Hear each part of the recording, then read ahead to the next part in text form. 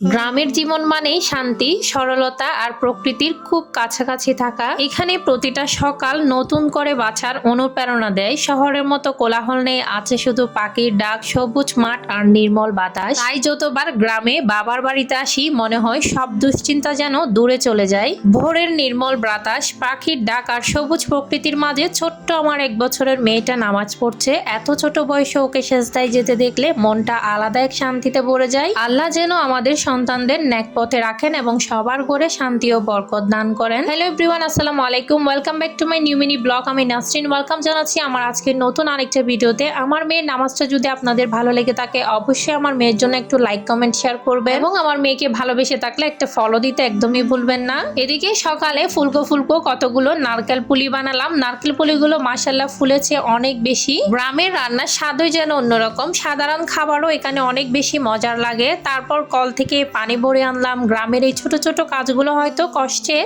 কিন্তু এগুলোর মধ্যেই লুকিয়ে আছে এক অন্যরকম আনন্দ। এদিকে ঝড়ে গ্রামের কিছু গাছ ভেঙে পড়েছে। প্রকৃতির সৌন্দর্যের পাশাপাশি তার শক্তিটাও মাঝে মাঝে আমাদের মনে করিয়ে দেয়। তারপরে এদিকে দুপুরে রান্নার প্রস্তুতির জন্য তরকারি কেটে নিলাম আর ধীরে ধীরে মশলা দিয়ে মাংস বুনাও করে নিলাম। মাটির চুলায় আগুন জ্বালিয়ে রান্না করার যে আলাদা ঘ্রাণ সেটা ভাষায় প্রকাশ করা যায় না। সেই ধোঁয়ার গন্ধ আর রান্নার স্বাদ যেন শৈশবের স্মৃতি ফিরিয়ে আনে। এই যে সকালে ফুলকো ফুলকো নাস্তা খেতে বসেছি, এরপরে কল থেকে পানি ভরে নিয়ে এসেছি। রান্নার ফাঁকে ফাঁকে এদিকে আমার ময়লা বেসিনটাকেও একেবারে ডলে ঘষে পরিষ্কার করে নিয়েছি। তারপরে পুকুর পাড়ে গিয়ে থালা বাসনও ধুয়ে এসেছি।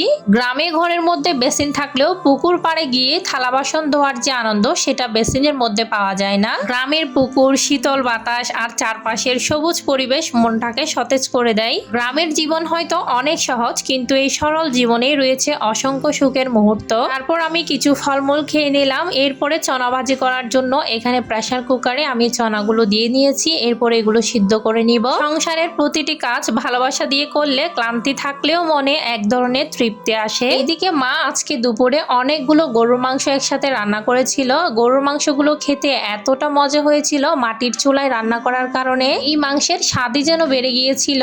তারপর তরকারি কাটা শেষে চাল আর তরকারিটা একসাথে পুকুরে গিয়ে ধুয়ে নিয়ে আসলাম। এদিকে চলে এসেছি মাটির চুলায় আগুন ধরানোর জন্য। মাটির চুলায় আগুন ধরানোর পদ্ধতিটা কিন্তু খুবই সহজ। যারা প্রত্যেকদিন মাটির চুলায় রান্না করে তাদের কাছে এটা কোনো ব্যাপারই না। একটা পলিথিনকে এভাবে আগুন দিয়ে ধরিয়ে এখানে ফেলে দেওয়ার সাথে সাথে কিন্তু আগুনটা ধরে গিয়েছে। এটা শুধু যাদের অভ্যাস আছে তারাই পারবে। সাধারণ কাউকে যদি মাটির চুলায় আগুন ধরিয়ে রান্না করতে বলা হয় সে ঘন্টার পর ঘন্টা চলে গেলেও কিন্তু আগুনটা ধরাতে পারে না। আপনাদের যদি আমার এই গ্রামের জীবন, সংসারের কাজ আর প্রতিদিনের ছোট ছোট গল্প ভালো লাগে তাহলে ভিডিওটি অবশ্যই লাইক করবেন, আপনার মতামত কমেন্টে জানাবেন এবং এমন ভিডিও আরো দেখতে আমার পেজটা অবশ্যই ফলো করে রাখবেন। আজকের মতো বিদায় নিচ্ছি। Thanks for watching my video.